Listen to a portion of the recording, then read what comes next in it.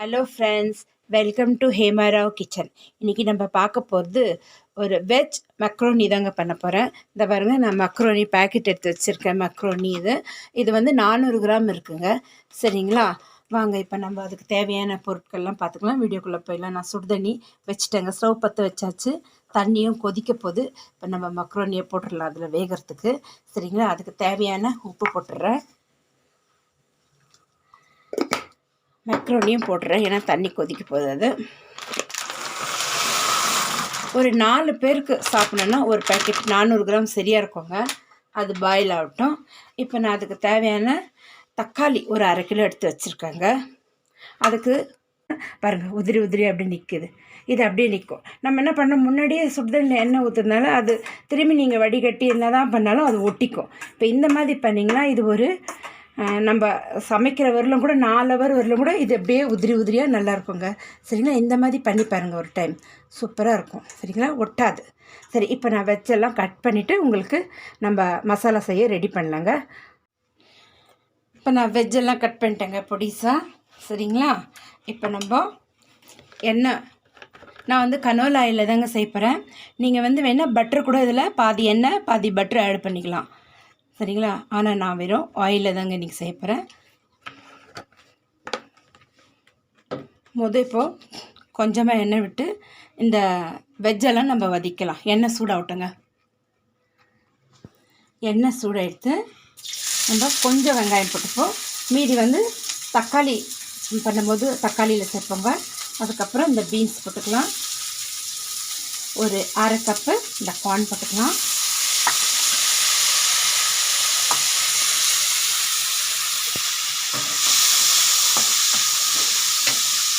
இதுலேயே கேரட்டும் போட்டுக்கலாங்க. நம்ம குடமிளகாய் வந்து கொஞ்சம் நேரம் போட்டு இது பாதி வதங்கி வந்த அப்புறம் குடமிளகாய் சேர்க்கலாம். ஏன்னா குடமிளகாய் வந்து ரொம்ப குயிக்காக உங்களுக்கு அது வெந்துடும். அதனால் இதெல்லாம் முக்கால்வாசி வெந்த அப்புறம் அதை போடுவோம். இப்போ இந்த ஸ்டேஜில் ஒரு 1/4 டீஸ்பூன் மிளகு பொடி போட்டுக்கலாம். இது கூட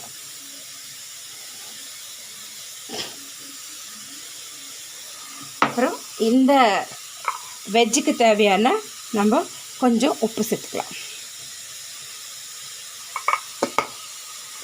அப்புறம் இதுக்கு நான் ஒரு 1/4 டீஸ்பூன் ஒரிகனோ போட போகிறேங்க. சரிங்களா, பீஸா சீசனிங் போட்டுக்கலாம். ஒரு 1/4 டீஸ்பூன் அளவு போட்டுக்கலாம்.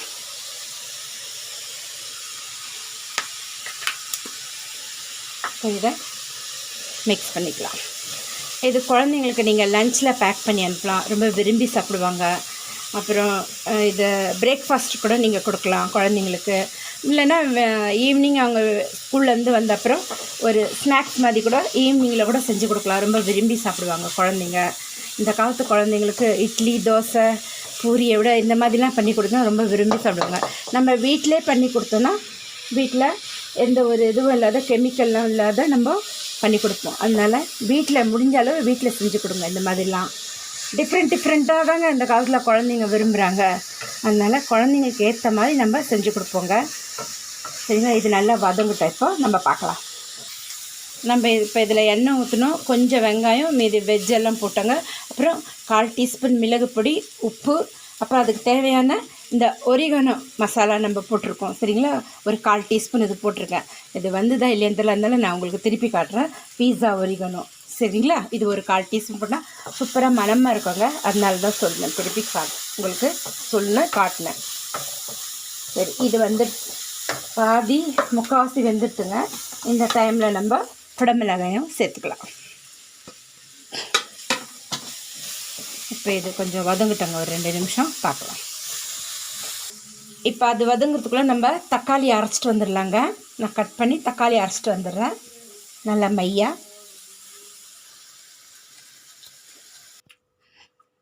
இப்போ நான் அந்த வெஜ்ஜை வந்து எடுத்து வச்சிட்டேங்க ஒரு ஓரமாக. இப்போ இதுலேயே நம்ம எண்ணெய் ஊற்றிக்கலாம்.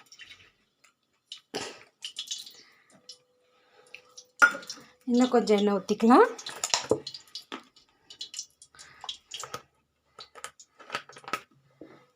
இப்போ சூடாக இருந்தோம். இதில் நம்ம பூண்டு கட் பண்ணி வச்சோம் பார்த்திங்களா, ஒரு 8-10 பல் பூண்டு, அதை போட்டுக்கலாம். இந்த பூண்டு வந்து நல்லா கோல்டனாக ஆகட்டுங்க, ப்ரௌன் ஆகணும் கொஞ்சம், சரிங்களா? அது இதோட ஸ்மெல்லாம் நம்மளுக்கு நல்லா எடுத்து கொடுக்கும். இந்த மேக்ரோனி, இந்த பாஸ்தாக்கெல்லாம் பூண்டு ரொம்ப அவசியங்க. ஏன்னா பூண்டோட வாசனை தான் இதுக்கு ரொம்ப எடுத்து கொடுக்கும், பூரா பாஸ்தாக்கு மேக்ரோனிக்கெலாம்.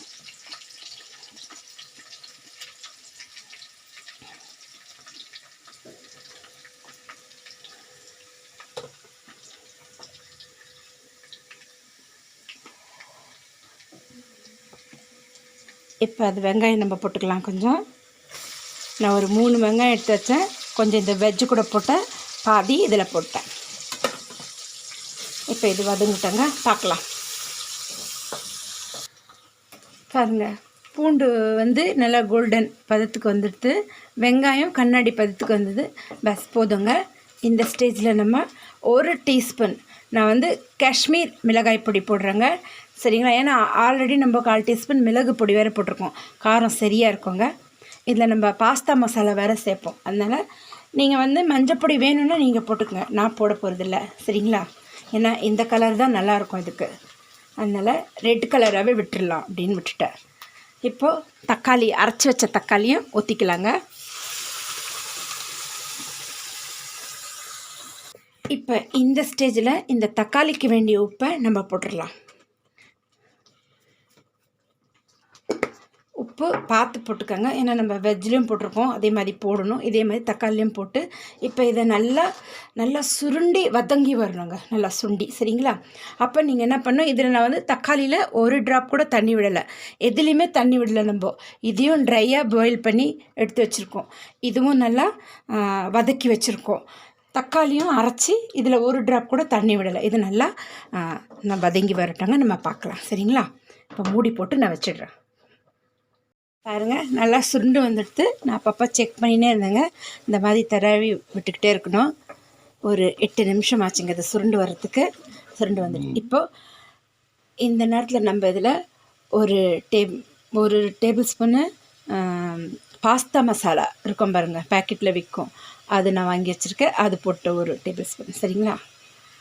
போட்டு நல்லா இதை மிக்ஸ் பண்ணி விடுங்க. இது போட்டிங்கன்னா நல்லாயிருக்கும், சட்டுப்பட்டாவை எப்படி சொல்கிறது, சரிங்களா? நல்ல ஒரு ஃப்ளேவர் கொடுக்கும், ஒரு நல்ல ருசியாக இருக்கும். அதனால் நிறைய பேக்கெட்டில் விற்குது பாருங்கள் பாஸ்தா மசாலா, அதை வாங்கி போட்டிங்கன்னா ரொம்பவே சூப்பராக இருக்குங்க, சரிங்களா? இப்போ இந்த டைமில் 1 டேபிள் ஸ்பூன் நம்ம ketchup, hot and sweet ketchup இருந்தாலும் ஓகே, இல்லைன்னா டொமேட்டோ கெச்சப் அதுவும் இருந்தாலும் ஏதாவது ஒன்று இதில் ரொம்ப கலர்ஃபுல்லாக இருக்கும், ஊற்றிக்கங்க. நான் இப்போ இதில் 1 ஸ்பூன் டொமேட்டோ கெச்சப் போட்டுறேன்.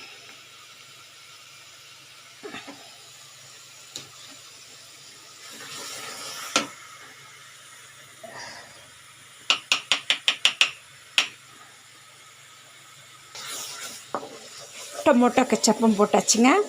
இது பாருங்கள், இந்த நேரத்தில் நம்ம வதக்கி வச்சோம் இல்லைங்களா, இந்த வெஜ்ஜெல்லாம் நம்ம போட்டுக்கலாம்.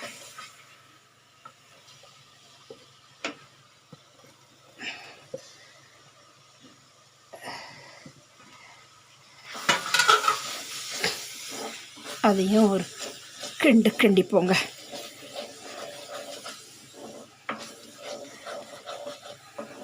அது நல்லா இது கூட மிக்ஸ் ஆகிட்டோம். அப்புறம் நம்ம இப்போ பாயில் பண்ணி வச்ச இந்த மேக்ரோனியும் போட்டுக்கலாம். வாயில் பாஸ்தான்னு வருதுங்க, மேக்ரோனி.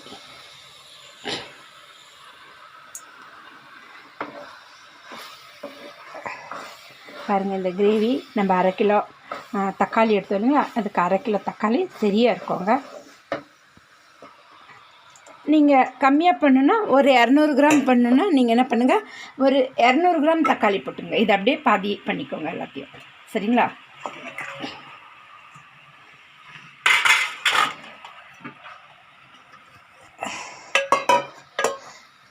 இப்போ இது கொஞ்சம் வதங்கி வரட்டுங்க, பார்க்கலாம்.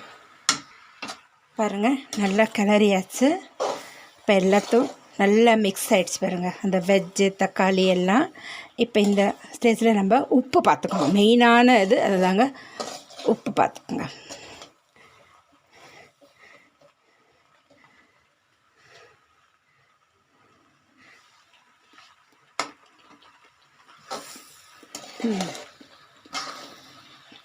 உப்பு காரம் எல்லாம் கரெக்டாக இருக்குங்க. சரிங்களா? இப்போ நான் உங்களுக்கு இது மேலே பிளேட்டிங் பண்ணி காட்டிடுறேன். இப்போ சீஸ் வேணுன்றவங்க நீங்கள் நல்லா சீஸ் துருவி மிக்ஸ் பண்ணிக்கோங்க. நான் இப்போ வந்து பிளேட்டிங்கில் தான் சீஸ் போட போகிறேன், அதனால் நான் இதில் காட்டல. ஒரு க்யூப் எடுத்து பிளேட்டிங் பண்ணும்போது அதில் துருவி போட்டுடுறேன். மீதி வேணுன்றவங்க போட்டுப்பாங்க, வேணான்றவங்க அப்படியே சாப்பிட்லாம். அதே மாதிரி உங்களுக்கு காரம் பத்தலையா மெழுகு தூவிக்கலாம், உப்பு பத்தலையா உப்பும் கொஞ்சம் தூவி சாப்பிட்டுக்கலாங்க. சூப்பராக வந்திருக்கு. இது மாதிரி நீங்கள் ட்ரை பண்ணி பாருங்கள். நான் இப்போ பிளேட்டிங் பண்ணி காட்டிடுறேங்க. பாருங்கள், இந்த மாதிரி ஒரு க்யூப் எடுத்து நான் இப்போ துருவி போட்டுடலாங்க. அப்புறம் நான் பிளேட்டிங் காட்டிடுறேன். பாருங்கள், நான் செஞ்ச மக்ரோனி சூப்பராக வந்திருக்குங்க. இதே மாதிரி நீங்கள் ஒரு தடவை ட்ரை பண்ணி பாருங்கள். சரிங்களா? புளிப்பு காரம் உப்பு எதுனால் கூடுதலாக வேணால் நீங்கள் கொஞ்சம் ஆட் பண்ணி செஞ்சு பாருங்கள். ஸ்கிப் பண்ணாமல் பாருங்கள், அப்போ தான் உங்களுக்கு புரியும். நீங்கள் பாருங்கள், எனக்கு கமெண்ட் பண்ணுங்கள், லைக் பண்ணுங்கள், ஷேர் பண்ணுங்கள், சப்ஸ்கிரைப் பண்ணுங்கள். மறக்காமல் பெல் பட்டன் அழுத்துங்க. அப்போ தான் நான் போடுற வீடியோ உடனுக்குடனே வந்து சேரும். மீண்டும் அடுத்த வீடியோவில் சந்திப்போம். தேங்க்யூ ஃபார் வாட்சிங்.